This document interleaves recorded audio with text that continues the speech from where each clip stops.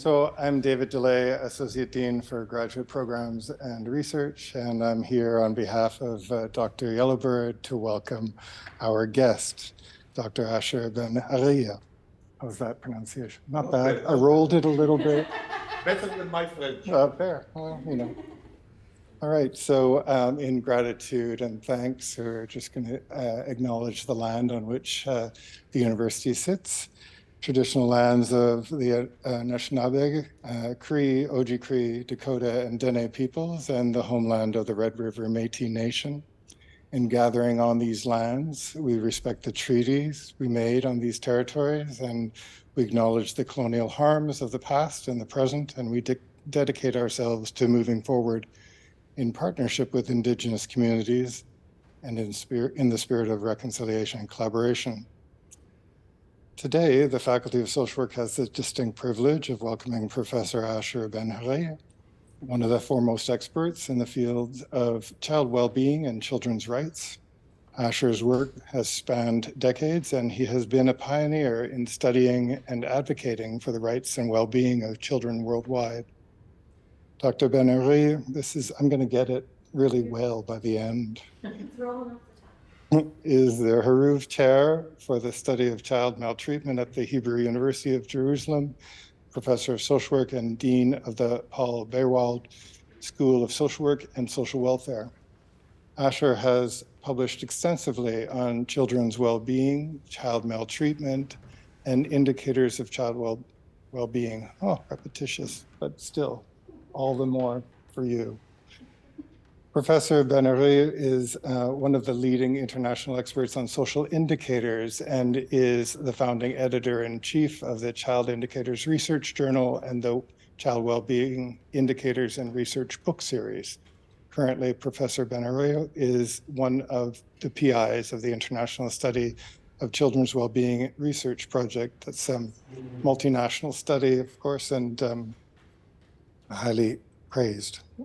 The title of today's lecture is What Can We Learn from Children and Why Should We Listen to Them? This topic aligns with the fundamental aspects of human development, societal progress, and our collective responsibility as a community. In a world where the voices of children often go unheard or unnoticed, Professor Ben-Arieh has dedicated his career to amplifying those voices and understanding the unique perspectives and insights that children offer. His research and expertise has shed light on critical aspects of children's lives, including their perceptions of happiness, safety, education, and overall quality of life. Today, Dr. Ben-Arieh shares wisdom gained through years of rigorous research and advocacy. His lecture promises to inspire us to think about our approach to child well-being and ignite a passion for promoting a brighter future for the youngest members of our society. Following Dr. Ben-Arieh's talk, we invite those of you who are here in person, and sad for you folks online, but there's food here afterwards, and we hope you'll all share and partake. There's nothing like a good gathering with food. So it'll help spur us on with our meet and greet and probably soothe any kind of aches we have in our belly and allow us to spend some good time with the doctor. So without further ado, please join me in welcoming Dr. Asher Ben-Arieh.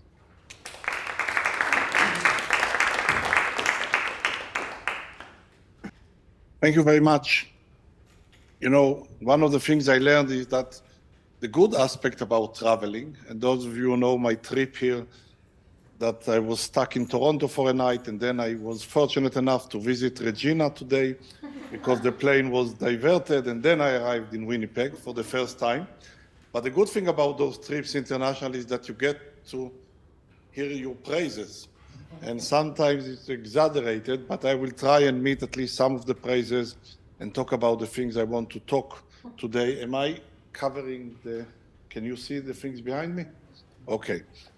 So it's true, I've been working in the field of children's well-being. I started in 1991. One of you probably, some of you weren't born those days.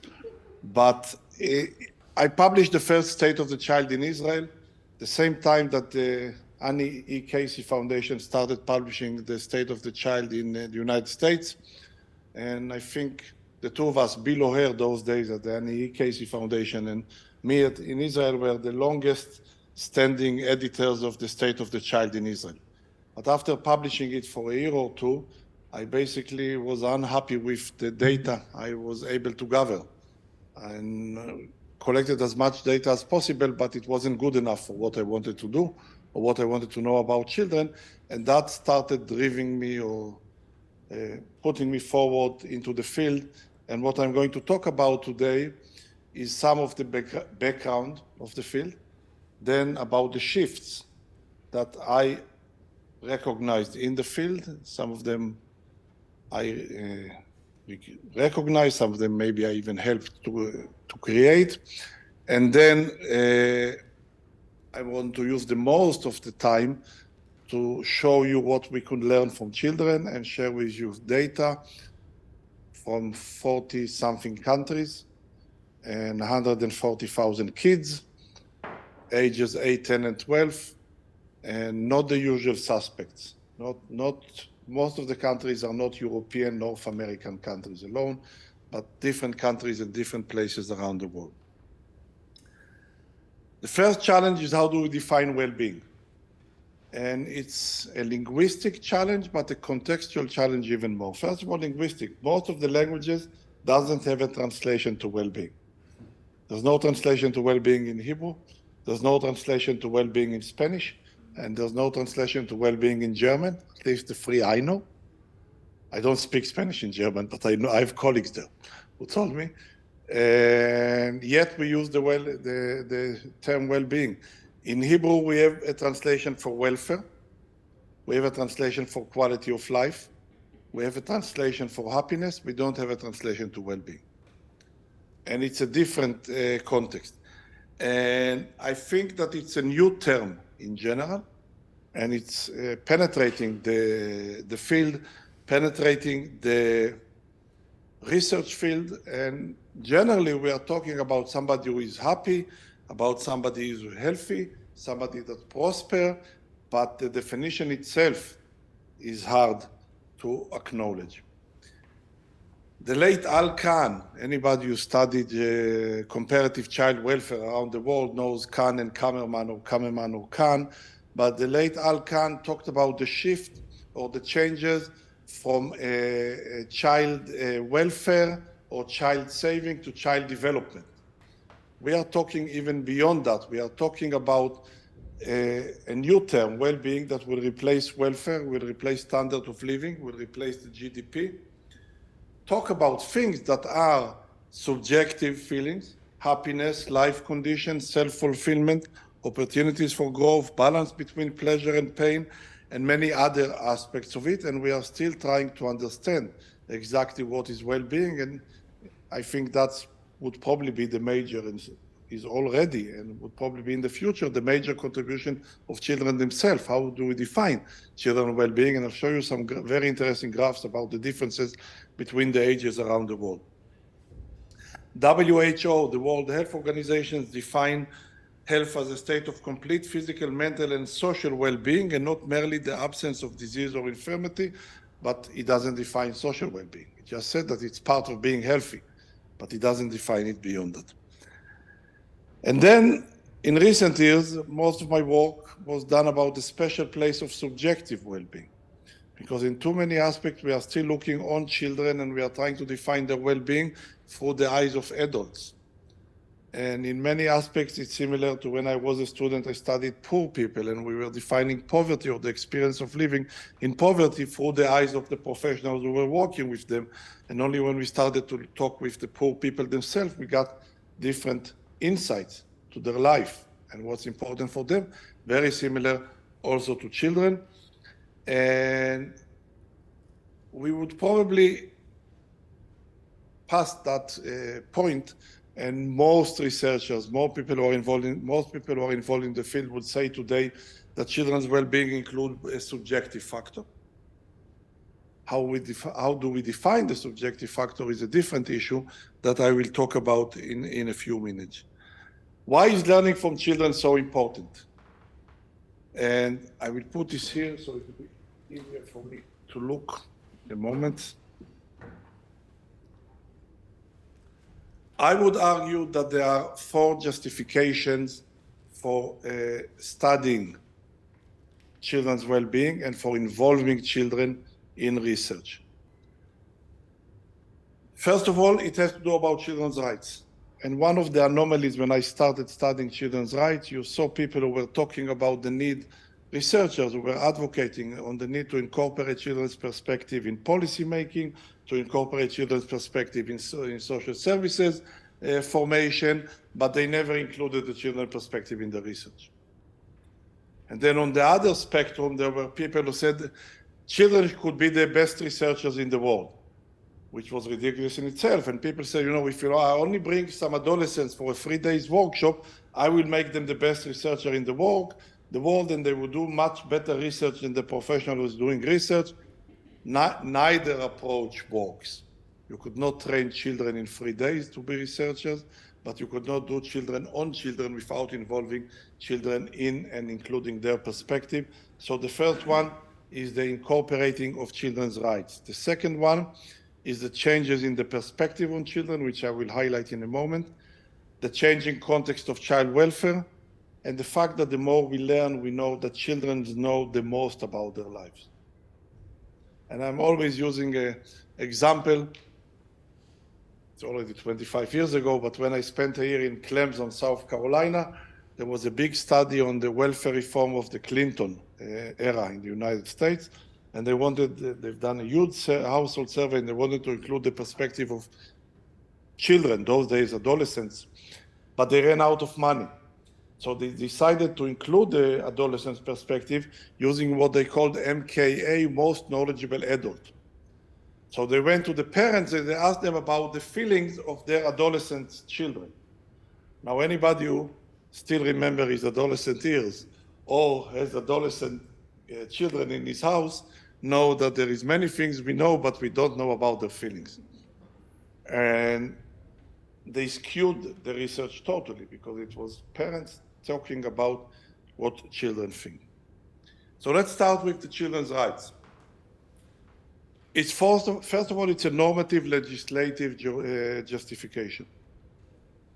The major changes in the Children's Rights Convention and everything that has to do with children's rights is the right to participation. Without understanding the right of participation, all the other rights are still dealing with what we call, basic needs and survival, which I will talk about in a few minutes. The right to participate has to deal also with the right to participate in research. You could not do research and talk as an advocate about the right to participate in policy making without talking about the right to participate in research. And those self-determination rights and the right to participate are both legally acknowledged, but also a must for us as researchers. The problem here is that in recent years, especially due to overprotections of children, in my eyes, we are being blocked by our ability to go and talk with children directly. And people who claim that they know what is good for children would not let you go and talk with children in social services or in foster care because that would harm the child. It's not the situation that harms him, it's the fact that you will talk with him about the situation and maybe let him say what he thinks about it.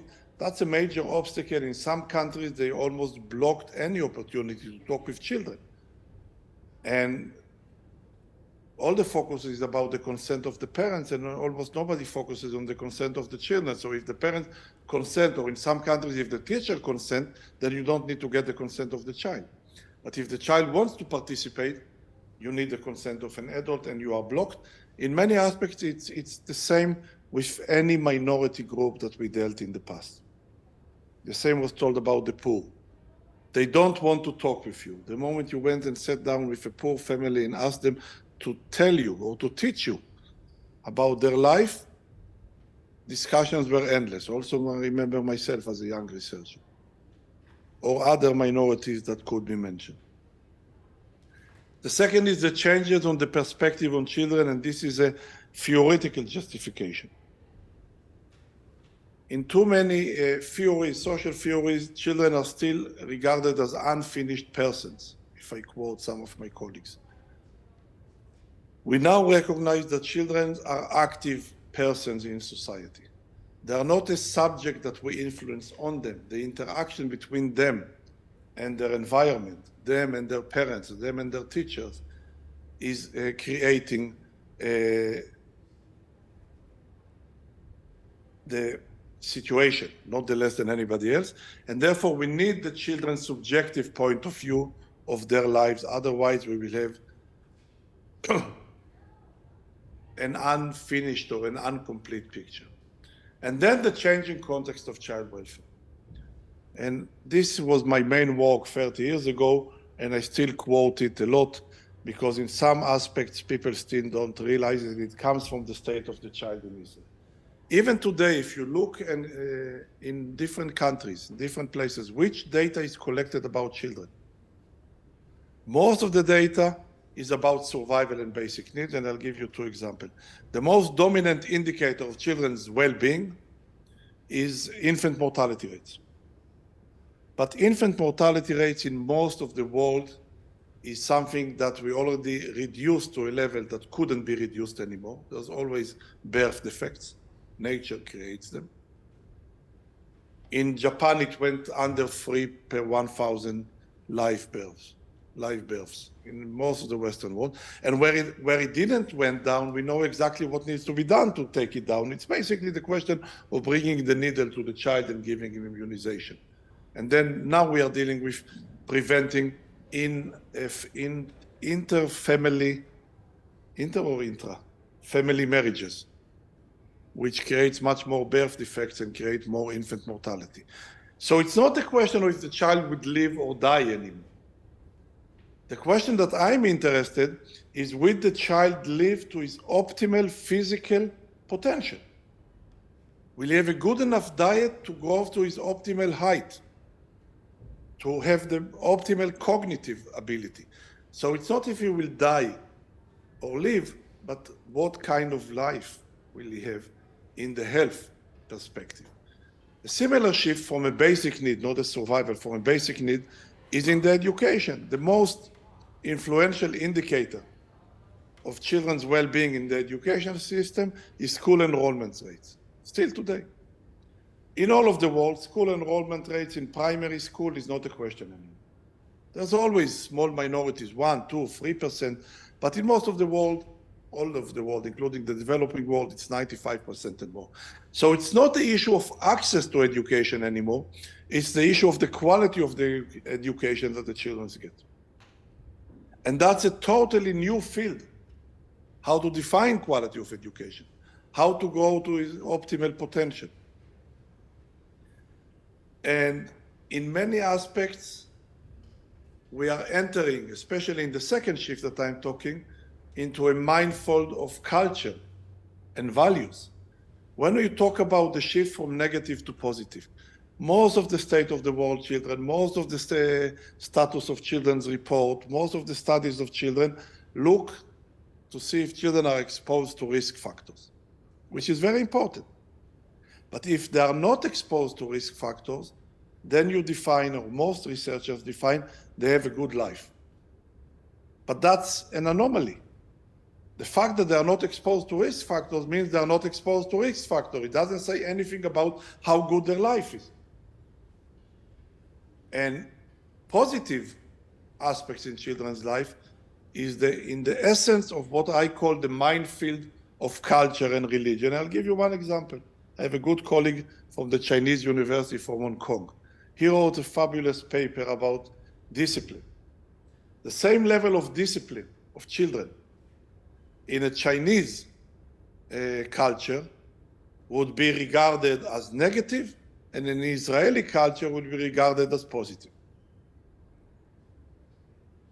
So if it took us 50, 60 years to define what are the negative or the risk factors in children's life, we're only starting to look into what are the positive indicators in children's life.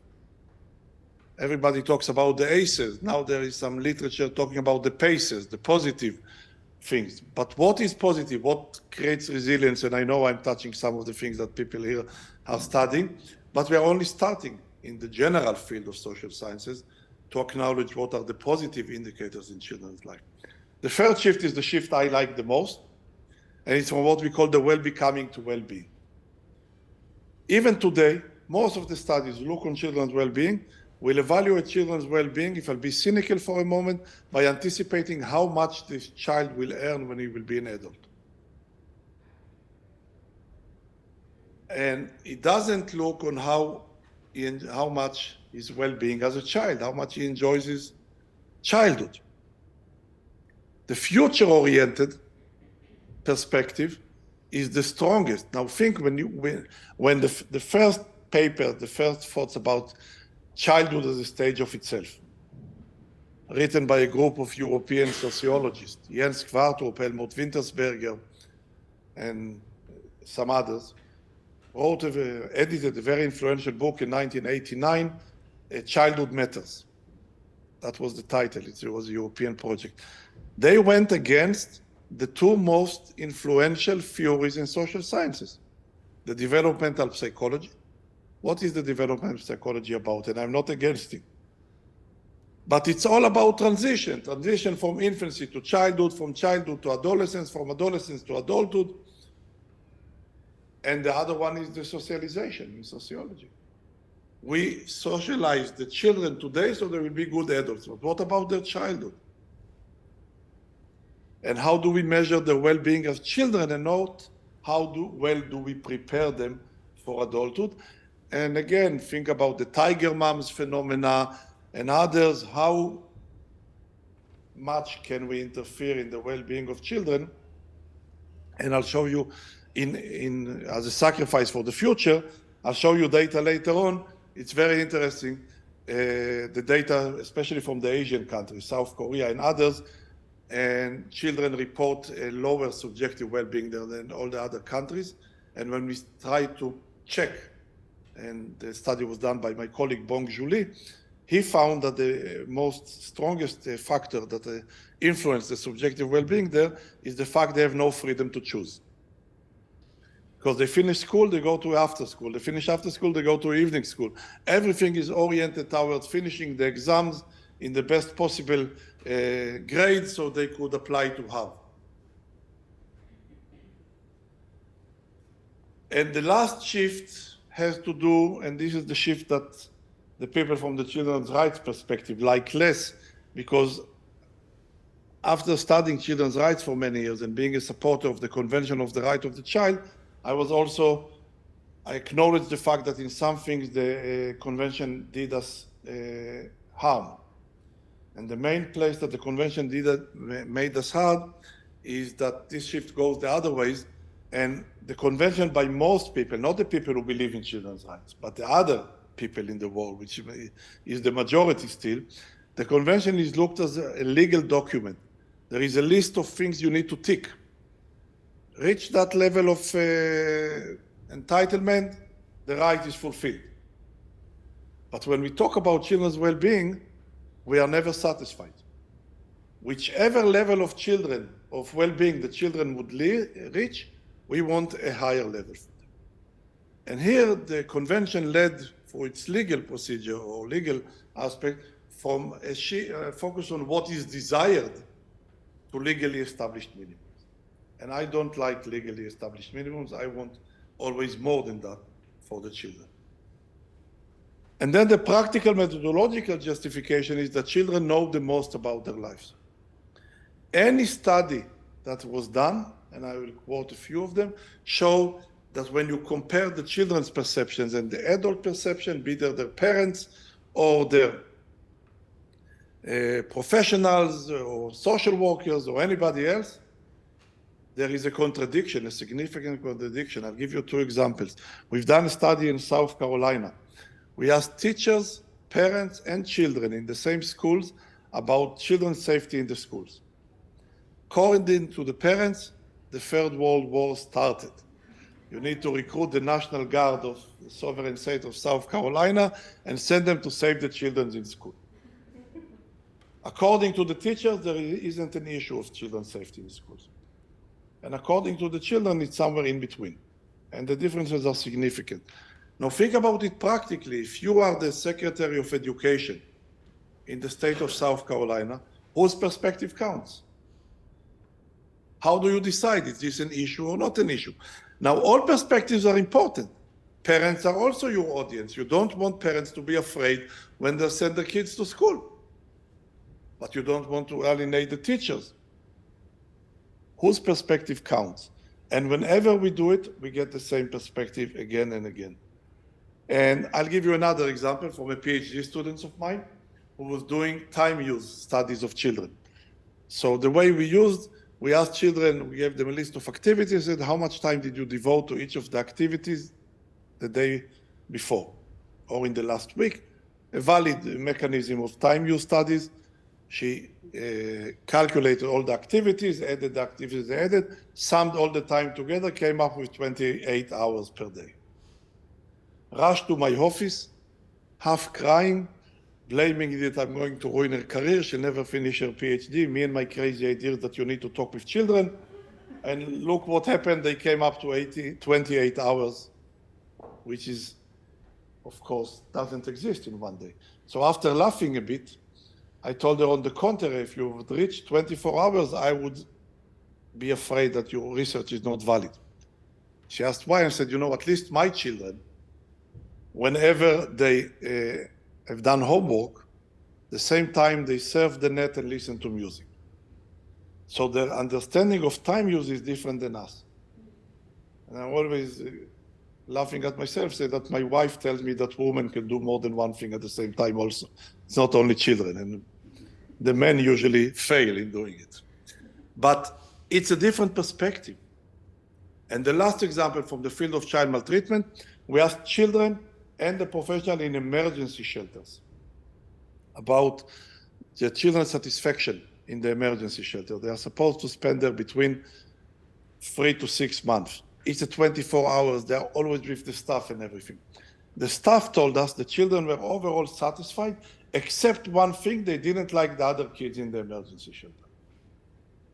The kids told us in the same emergency shelters, overall it was okay, but the best thing was the other kids in the emergency shelter. Now, if you want to prepare services for maltreated children, you could not count only the perspective of the adults or the professional. They always differ. It doesn't say that they are right and the other are wrong. It says that it's a different perspective. And only direct answer from children can reveal to us their true perceptions, experience, thoughts, and feelings. Why did it happen? Why did the view change?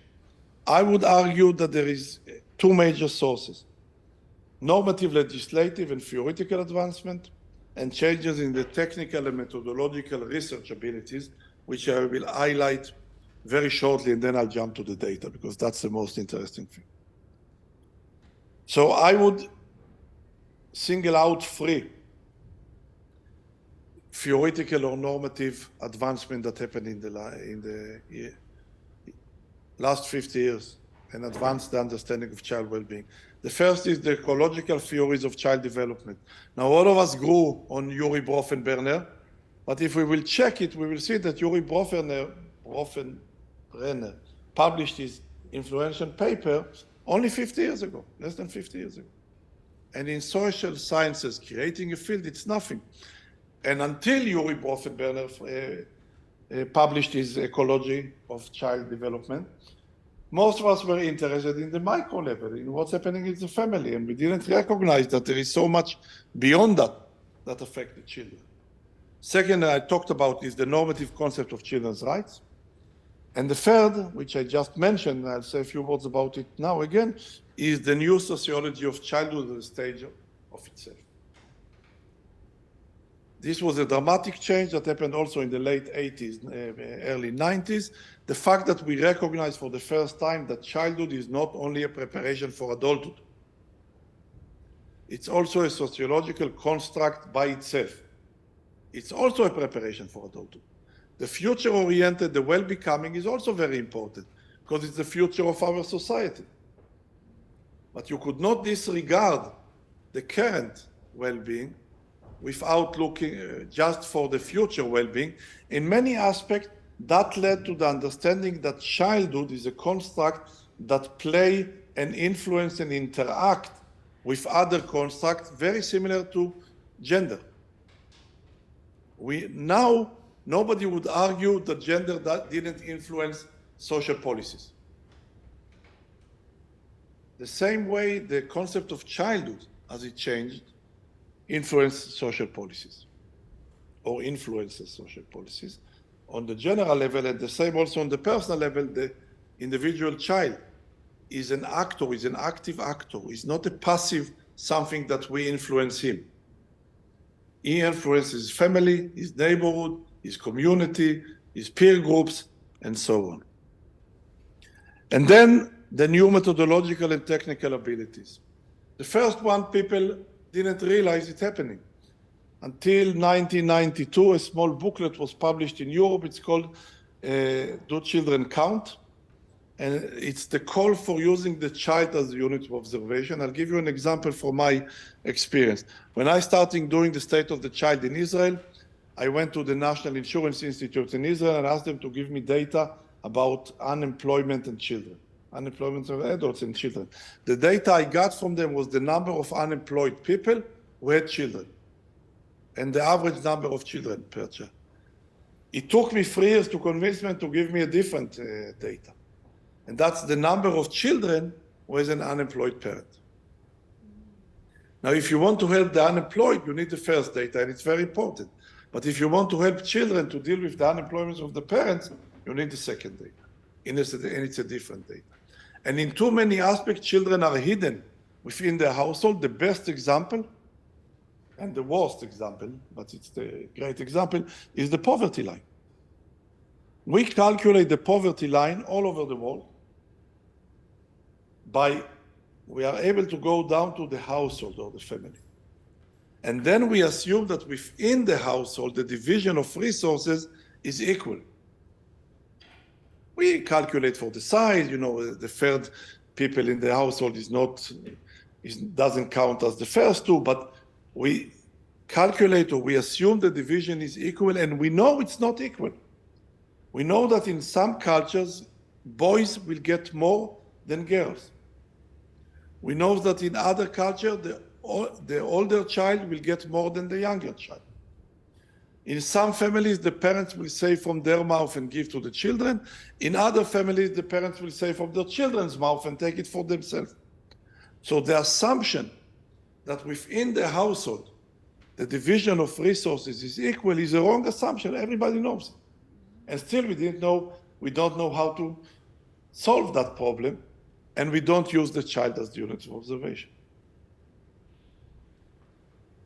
I talked about the emerging importance of subjective perception, perspective, so I won't talk about it. I also say that there is expanded use of administrative data, much more administrative data available due to computers, everything. The main problem is that most of the administrative data is about survival, risk factors, and well-become. And we don't have enough administrative data about beyond survival, about positive and well-being of children. So what can we learn from children? I think that when we ask children, and research show it again and again, what is important to children, we need to know what do they want to talk about. And any studies, there was a period about a decade ago that everybody, when he finished doing studies, he asked the children, what do you think about the study? And children basically said the same thing, everything. Either said, this is a shitty questionnaire, nobody's really interested except you in what's there, throw it. But they always say, if you ask me interesting questions, I want to answer. So what do they want to talk about? What do they want to tell us? What's important therefore to tell us? How do they describe their narratives? And what are they interested in or concerns for? I'll give you another example from my field. A former PhD student of mine went, to the best of my knowledge, for the first time to a general sample of children in Israel, a representative sample, who were not victims or anything, and asked them, how would you define child maltreatment? And the children told us that when you are yelling at them, they see it as severe as physical abuse. So it doesn't mean that any parent who is yelling on his children is maltreating them, because in order for behavior to cross the threshold for maltreatment, there needs to be post-trauma, and there's clinical tests and other things, but the perspective is different. And therefore, we need to understand how children experience their everyday life. And here, I talked about children's rights. We are talking about children's self-reported well-being, and we need to divide between what we call subjective well-being and psychological well-being. I'm now going to talk from now on subjective well-being. Within the subjective well-being, we need to talk about the cognitive, the life satisfaction. We need to talk about the affective, the positive or negative. And we developed scales for the two of them, and I will show you some data. So I'm going to talk about the Children's World study, which I'll describe in a moment. Our goal was to collect solid and representative data on children's life, daily activities, time use, and their own perception of their well-being. Our goal was to improve children's well-being, and we thought that by studying, we would be able to influence the policies and services for children. How did it happen? How did it start? One more. We started working on it in 1996 when we said that the data we have is not good enough. And for many years, we were regarded as the crazy bunch in the field. In 99, 2000, I spent a year at the University of Chicago. I went all over the United States, was invited to give talks or went to give talks. And everybody said, you are crazy. You are talking about beyond survival. So many kids are dying. And you are talking about subjective well-being and other things. But we had a roadshow, and we started publishing and writing about it. And we were invited by the OECD and then by UNICEF to present our findings. All of it basically ended in the following, like in the OECD, Jonathan Bradshaw, my friend from the UK, and Ferran Casas and me, and Sabina Andresen, we were at the OECD headquarters in Paris. We said all the rationale I told you up to now, and then someone said, okay, you convinced us. We need to have more data on children's well-being and not only their survival and welfare. What do we need to do? And I said, we need to do a new survey and go and talk with children directly. And everybody in the room started laughing and said, nobody will give you money for that. So my response to them was said, okay, what are the chances you'll give me 5 questions in one of the household survey that will be asked directly to children? Again, everybody around the table started laughing and said, wait for your turn, maybe in 15 years. But we continued going around the world, basically, and talking about it. And then Jonathan Bradshaw and I were invited by UNICEF East Europe to a very nice place in Lake Geneva, of all places. And we gave the same spiel. I gave my talk, he gave his talk. And at the end, the director of UNICEF Eastern Europe said, okay, what do we need to do? And I said, do a survey, and he laughed, said, that's too big to me, but then he was smarter than me. He said, okay, if I would have the resources, what would have been the first step? And I said, the first step would be to bring 4 researchers, not more than that, to write a questionnaire, and then to pilot it with children. So we said, okay, this is something I can do.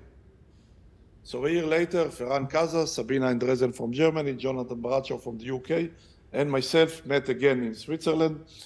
And we sat for 3 days and developed a questionnaire. And then we took that questionnaire and we've done the first pilot.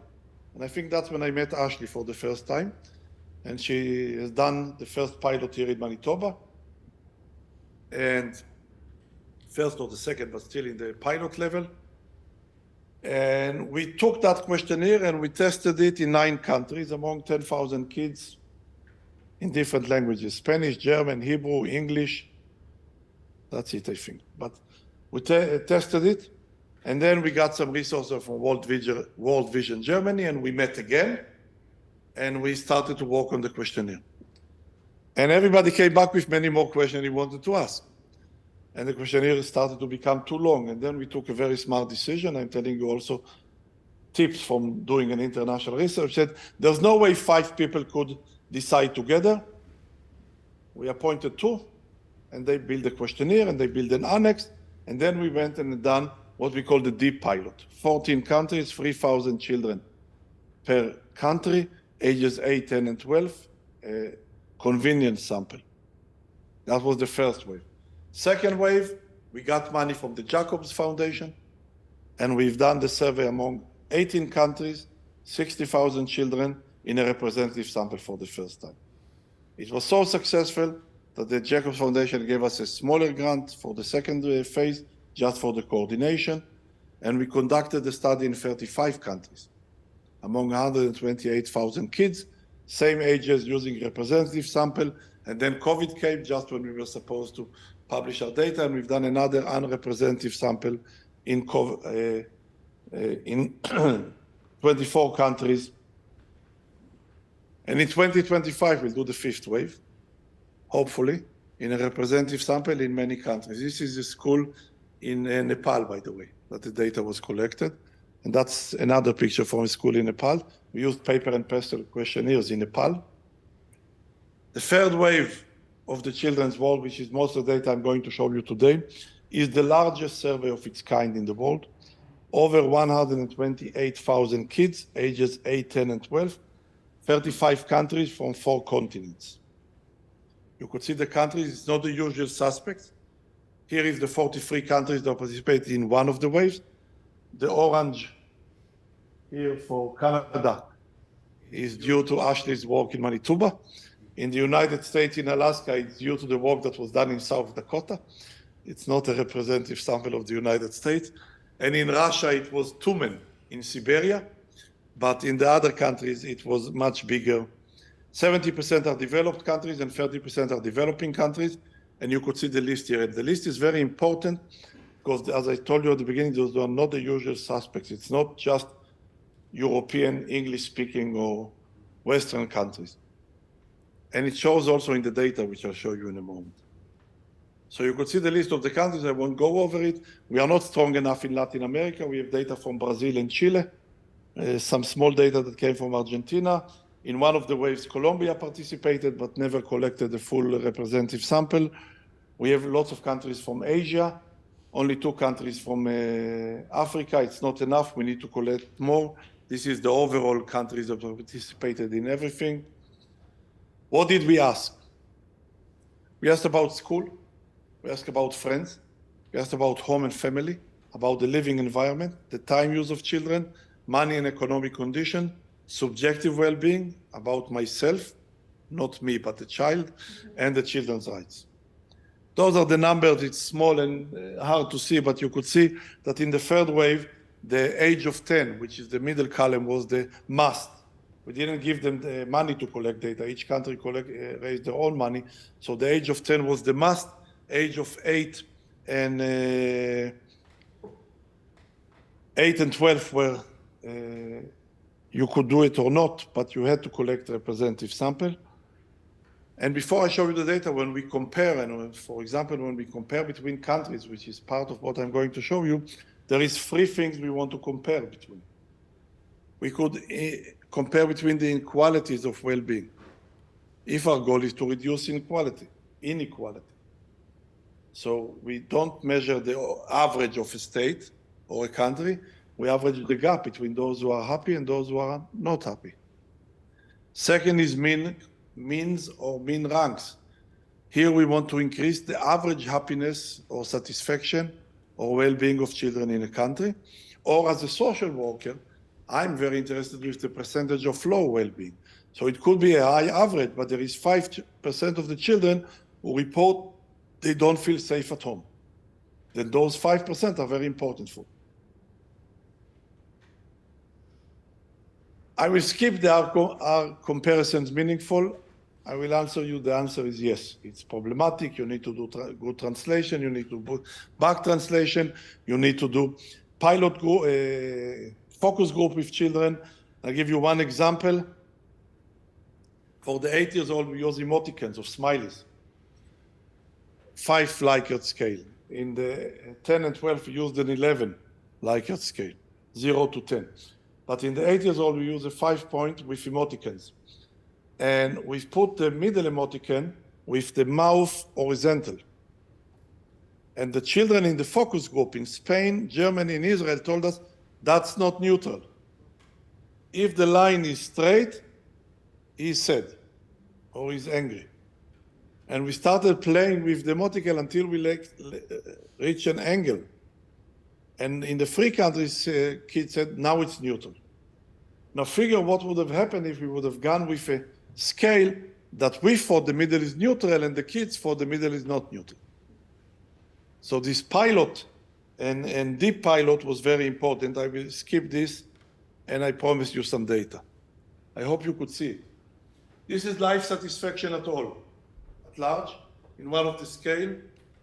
The highest country here is Albania. For the life of me, if you would have killed me in advance, I would have never guessed that in Albania, children will be the most satisfied. The second country is Greece and then Romania. When we published it at the beginning and we said in Romania the kids are happy, the Health Behavior School Survey, HBSC, published different data that in Romania children are unhappy. It was a big issue. Both of us ran back to check our data. They were wrong and we were right. And they acknowledged it. But then if you look on the lower countries, you'll see here Nepal, Bangladesh, Indonesia, Sri Lanka, Hong Kong, Vietnam, South Korea. This is Israel, but I'm using those slides in other places. So you could see the red Asian countries, which immediately said, it's a cultural thing, it's a different thing, we don't know. This I'll come back later. This is even more interesting, because if you'll ask the Western studies, satisfaction with the way you look. Look on the difference. The countries in the box are countries where girls are more satisfied with the way they look than boys. All the other countries, the boys are more satisfied than girls. Now, if I would go and ask researchers, psychologists in Western countries, most of them would say, of course the boys are more satisfied. We know it's a known phenomenon that girls are less satisfied with, adolescent girls are less satisfied with the way they look than boys. But it's a cultural thing. And I don't know how to explain it, but you need to understand the data. And in some countries, it's different than in other countries. This is a very interesting slide. I'm sorry it's so small, but I'll try to explain. We are talking about satisfaction with the people you live in. This is the one. The average and those who are unsatisfied in blue. Then we talk here, I cannot see even it, but the other one is satisfaction with school and satisfaction with your neighborhood. Now, why is it so important? Look on the arrows of Israel. People tell us that life satisfaction of children is a cultural issue. But if you ask the same child different question of life satisfaction, the place changes. So Israel is here, 9.3 in satisfaction with the people you live in, drops down to here in the satisfaction with your neighborhood, and drops down to here in your satisfaction with school. So it's not a cultural. The children in Israel are much less satisfied with their school than with their family. And that shows that it's valid. The other thing, satisfaction with the people you live in, 18% of the children in Vietnam are unsatisfied with the people they live in. Remember, I told you as a social worker what I'm interested in. So it's not only those who are high, it's also those who are low. And that's a comparison that takes the argument that it all has to do with a culture out of it. Those are three scales, three psychological scales: life satisfaction on the left, happiness in the middle, and sadness. So again, as a social worker, look on Malaysia, 5.4 is the average for those who said they are very sad, which is a big number that we need, or they are usually sad. And again, happiness, I'll jump a little bit faster.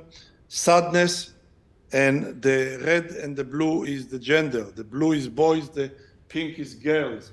And again, how could we explain the fact that in some countries, gender plays that way, in other countries, gender plays the other way? So there is an interaction between the culture and the gender that we need to study more. Material resources, how many children are missing items? Of course, the lowest is Nepal and Vietnam and Bangladesh. But also if you look on Romania, which has a high life satisfaction, they are missing a lot. Romania is here. This doesn't work now. 6 from the top with the black. So it's not all about life satisfaction. And here's the question, who do the children live with? With their family or without their family? And you could see down here the big percentage in South Africa and Namibia, which probably has to do with the AIDS pandemic. Access to internet before the COVID, playing and hanging out in the living. How satisfied are you from playing and hanging out in the living area, your neighborhood? And again, here the age is important. So the green dots are age 12, the orange dots are age 10, and the blue dots are age 8. In most of the countries, the older you are, the less satisfied you are with the area you live in. But in some countries, it's different. So it's not only the age itself, but probably something else that plays. I feel safe when I walk in my living area. This is in a smaller sample from the third wave. But look on this. South Korea, about 40% of the kids says they either don't agree or agree a little that they feel safe to walk in their living area, age 12, even though objectively we know South Korea is the most safe country from the countries in this study. So safety is not only objective. There's something else about it which we need to understand and deal with. Participant children who totally agree that they and their parents make joint decisions about their life. This made a lot of noise in Germany. Only 27% totally agree. And that's in a country that speaks about the Children's Rights Convention and other things. Feel safe among family. We talked about friends again. There's lots of literature about the role of gender in having friends. And what you could see here, again, the pink is the girls and the blue is the boys. In those countries, the girls say they have more friends than the boys. In the upper countries, the boys say they have more friends than the girls. So gender definitely plays a role, but it always needs to be understood also in the context. So I'll jump a little bit. My teachers care about me. That's the one I like, because most of the kids say the teachers care about them, but look on Germany again. Only 30% totally agree, and about 12% do not agree or agree a little that the teacher care about. That's before COVID, all of this data. I'm jumping a little bit because so the next issue that we wanted to understand, I showed you some data. Now it's what explains the variation, because we don't want just to document the variation. We want to understand how to influence it. We want to promote children's subjective well-being. I'll jump through the statistics or the methods, but I'll show you when you take some of the countries, you could see that South Korea was the lowest. If it's green, it's among the 5 lowest. If it's greenish, it's the 5 middle one. And if it's yellow, it's the 5 highest one. So Romania was the only one on all aspects. Satisfaction of family and home, material things, interpersonal relations, the area living, health, time management, school, personal satisfaction, and that's the overall calculation. And you see South Korea down in the bottom, and you see Romania and Norway up. And then what Bong Joly has tried to do is to calculate what influenced it. I will jump for here. And he's trying to check what influenced the subjective well-being.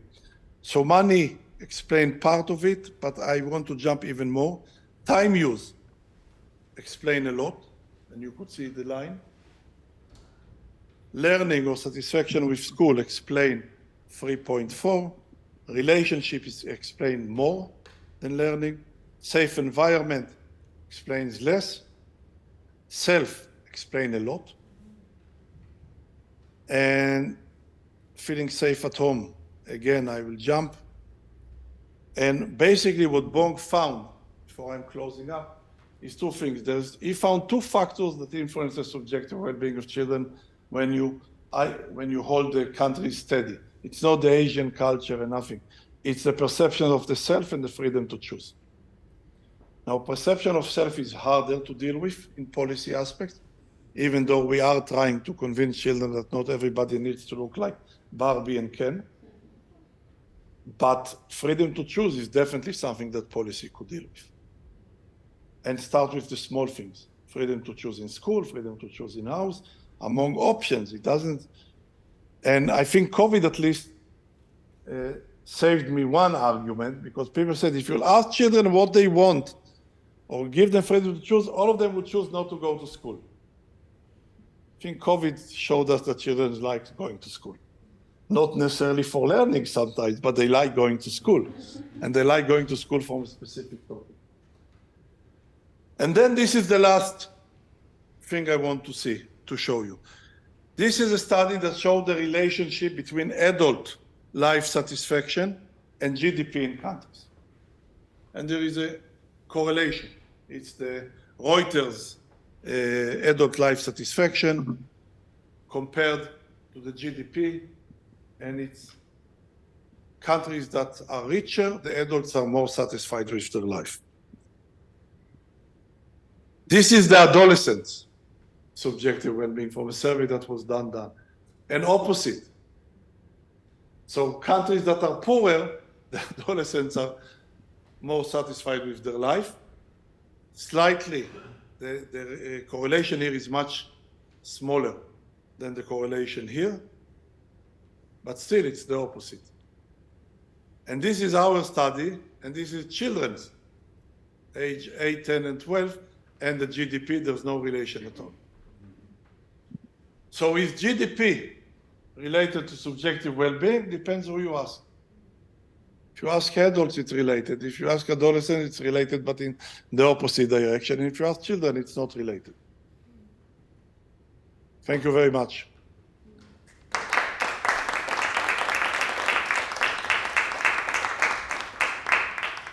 This is a school in Ethiopia that they collected the data. Questions? I would be happy to answer if there are any. It will be helpful for anybody with a question to grab one of the mics. It allows for the folks online to hear you better.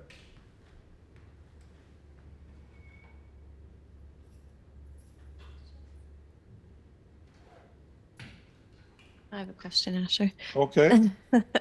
Thank you so much for that lecture. And every time I hear you speak, I'm always so inspired, and I feel really motivated to engage in this type of research with children here in Canada.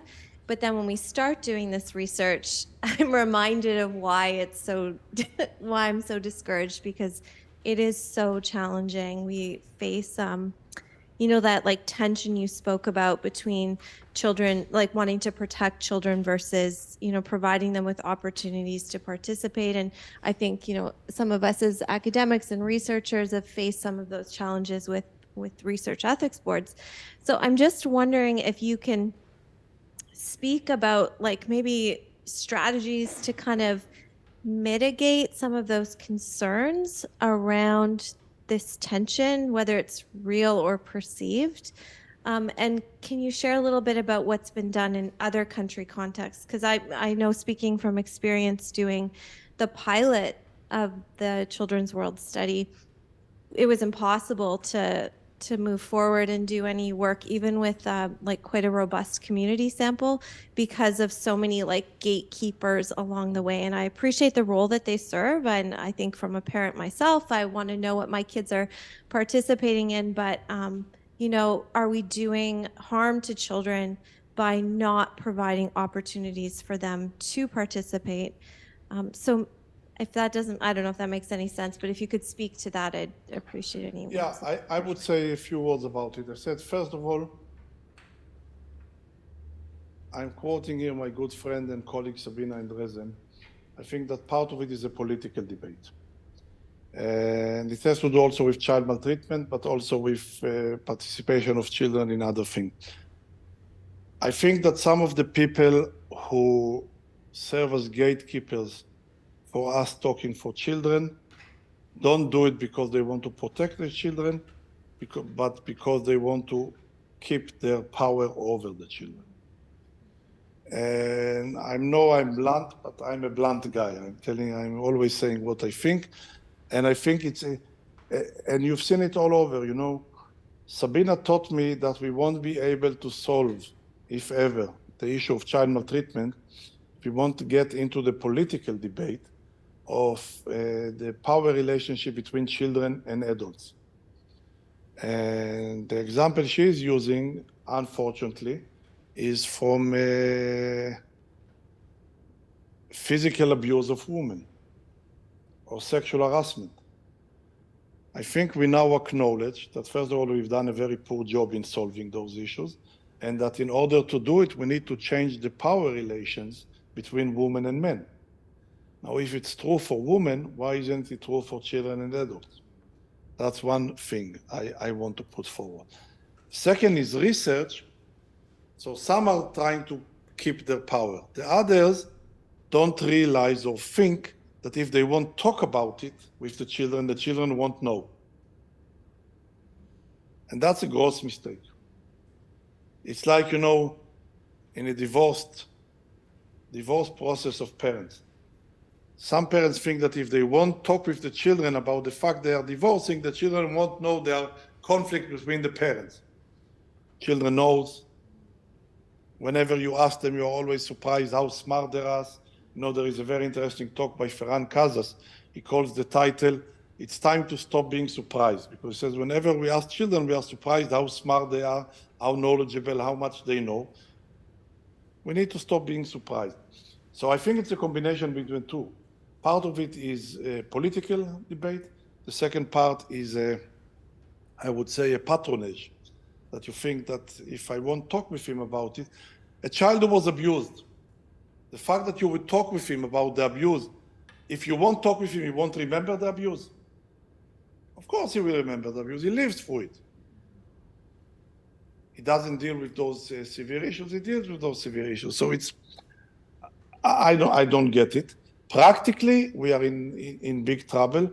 More and more countries, especially since they are afraid of parents suing them. Parents, you know, how could you talk with the child without my consent? And with the fact that every parent knows about education better than any teacher and any researcher and anything else. So they are limiting. Now, the best option to get to children was, in my eyes, is for schools, because that's where they stay. It's the cheapest way. Going to household is much more expensive. It's much more problematic. So some countries move to to an active consent of children, which basically means there won't be any study.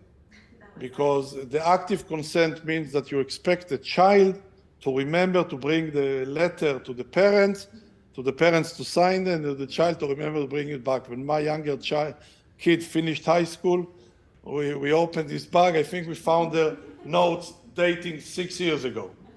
And we never heard about him. There is a famous story about a study in South Carolina. Children didn't return the surveys or the consent forms from the parents. So the principal told the children in the class who will bring the most consent forms will get a pizza. Within the school day, within an hour, all the kids brought the consent form. But none of them spoke with the parents.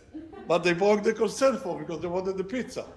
So I don't know. I think that as long as you keep it, you keep an active consent of children. You let the children feel freely that whenever they feel uncomfortable, they could end the participation in the research. Ethically, you are on sound grounds. Legally, it's a different issue, and we need to deal with, and it's becoming more and more problematic. In Germany, they basically stopped almost doing any research on a representative sample, and all the studies is done via the web. But who knows who is answering the web, and who knows who has access to the web? There's a question behind you. Yeah. From Michael Yellowbird, I'm very interested in the current research that includes how genetic inheritance and epigenetic environments can influence children's well-being. Can your data consider the genetic influence of parents upon child's well-being? The research appears to indicate that a child will inherit at least 50% of their happiness from parents and that the environment will contribute as much as 20%. The research also is now focusing on genetic sensitivity of children. Some very sensitive children are referred to as orchids, and other children that appear to have strong genetic blueprints that raise their level of resiliency. I would say our data doesn't have anything about genetics. It's a representative sample of children, but it's a major issue. Definitely genetics has an influence, but so does the environment. I am not sure if the distribution is 50 and 30, as said here. I'm not sure that genetic is really responsible for 50%. In order to be able to say that, I need much bigger samples of genetic studies than in the past. I can tell you to some of the data that we've developed into psychological research created some interesting data. We are just going to publish a paper in Emotions showing that having more friends, not necessarily having better relations not necessarily contributes to better well-being. I would sum up and say one more thing. I think what I've showed you now is that we've proved we know how to study or how to measure subjective well-being of children. We only started to understand what influences the subjective well-being of children. And if a subjective well-being of children is a goal, then we need to understand what influences it. When South Korea published the first data, they are doing the survey every 2 years. They've got tons of money from Save the Children Korea. The government, and the Koreans are serious people, so the government created a new office for the subjective well-being of children, and they are following it every 2 years with blueprints and trying to improve the subjective well-being of children. I would be stepping over the reality if I would tell you I know what influences subjective well-being of children. I only feel comfortable enough today to tell you I know how to measure it. But what influences it will take us some time to understand. Yes, and then I'll take the other question from here. Just one thing that stands out in the data is the well-being data for Albania. Is there any studies that have really looked at the context, or or is it an ongoing study? Is it an artifactual anomaly of the way the data is collected there? What are your thoughts about that sort of? Yeah, I think that part of it, we've seen similar data in Israel when we compared Arabs and Jews. The Arab is the 25% of the minority in Israel, and they are poorer at large, including the Christian Arabs, which is a different issue. And we've seen that some of the things that contribute to a stronger well-being feeling in Albania and also among the Arabs in Israel, as compared to the Jews in some aspect, is the relationship and the belonging to a bigger family, to what we call the extended family. But again, hints, not more than that at that stage. Very interesting. The other thing I wanted to test, and I've tried, is to see if religion, because we have data on Eastern Christianity, Western Christianity, Judaism, Islam, and Asian culture. It didn't have a direct effect on subjective well-being, but it had different interactions when you looked on other things. So the religion interacted or influenced or mediated the relations between relations in the family and subjective well-being, but not as a direct influence. And we still need to look into more. It's like the attachment theory. I'm a social worker. I'm not a psychologist, but the attachment theory is in many aspects a Western theory based on a model of the Western family And we know that in some instances it doesn't work so well. Look on the work of Heidi Keller or other people who've looked into it. So again, it's very, I don't know why, but I think part of it has to do with the fact that also in other countries, agriculture communities, children reported more subjective well-being. Maybe they have more freedom to choose. There is a question here. Any suggestion of strategies that can be used to increase well-being based on the two areas that seem to be the most important, freedom to choose and perception of the self? So yes, definitely. I think that we need to give children the freedom to choose. The freedom to choose doesn't mean that they could do whatever they want. You know, child participation, children's rights, doesn't mean that the child takes the calls. It means that you don't decide before you hear him and take his point of view into consideration. That's what I'm telling always my students, like students at class. Forgive me, students are entitled to say what they think, but at the end, the professor decides what will be included in the test or not. I hope he's doing it after he's listening to his students. But so it's, I think the focus needs to be on freedom to choose. I want to give an example from schools in Israel. There is the annual trip. So why, in Israel, there always one teacher in every school that he decides where the school will go this year for the annual trip. Why not ask the children? So then people say they will vote for very expensive. So I said, okay, give them free options. Give them free option and educate them that they need to choose between the free options and go wherever the kids would choose. And next year, give another free option. So freedom to choose is definitely something we need to incorporate. By the way, God forgive me also from the well-becoming perspective. If we are always complaining that the younger generation is not involved in decision-making and in politics and other things, educate him to be involved and to participate in decision-making when he's a child. So definitely, I think that would be. The image of the self is more problematic, but I think we are starting to realize that people, not all, as I said, not everybody is Ken and Barbie, as we are saying, at least in Israel. Yes, of course. I love the work you've done. Thank you. I think this is something that would really help us here in Canada and North America, especially with our Indigenous people. You know, we're well aware that if you understand what our culture and our traditions were, that everything was based around the child, the strength, all of that, the education was based around the child. And the people that took the kids away knew exactly what they were doing in terms of taking the power away from the people, away from a nation. And if you were to do this survey and this study, you'd have to do it with not just the children, but the families and all ages. Because a lot of our people, most of them lost their childhood because of being put into the institution.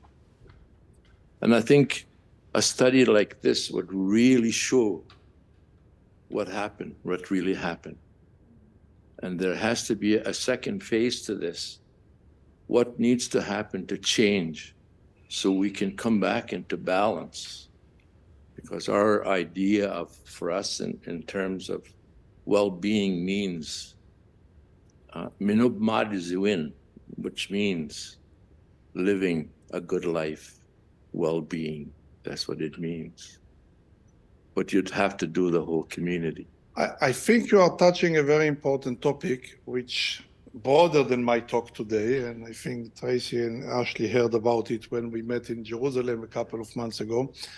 I think we've realized today that in order to understand social science, there is another source of knowledge. There is the research, there is the professional, but there is what we call the experts by experience. And experts by experience could be children, as they are children, and could be survivors, and could be adults, and anybody else. And this is a growing field. And again, it doesn't mean that the expert by experience know better than the researcher or the professional. They know different. And without including their different knowledge, we are lacking knowledge. And I think I told you that next week I'm going to be in Oklahoma, of all places. And we are having an event on truth-telling initiatives. And we are bringing two well-known experts. One is Sabina Andresen from Germany, who headed the committee, the federal committee in Germany of survivors of sexual abuse, who heard the testimonies of the survivor. And the other one is Sandy Whitehawk, who is working in the field of indigenous children who were taken into institutions, and how do you incorporate them back and listen to their stories into the community. And we're putting the two of them together as what we call truth-telling initiatives in the field of child maltreatment, because we are focused on child maltreatment. But I totally agree with you. I'm interested in children's well-being, and I'm trying to do the best in that field. But I think that the notion that experts by experience, it's a notion that I learned also about. A couple of years ago, when people told me about it, I said, interesting, but what would it bring? It brings a different perspective, and we need more than one perspective. If there's one thing I learned in the so many years that I'm involved in it, children's well-being, child welfare, whatever term you would use, is a very not sophisticated, it's a very complex phenomenon. Anybody who fought in the past, and many of us fought in the past, that complex phenomena could be solved in simple methods, in one profession, in one discipline, in one perspective, in one area of knowledge, failed.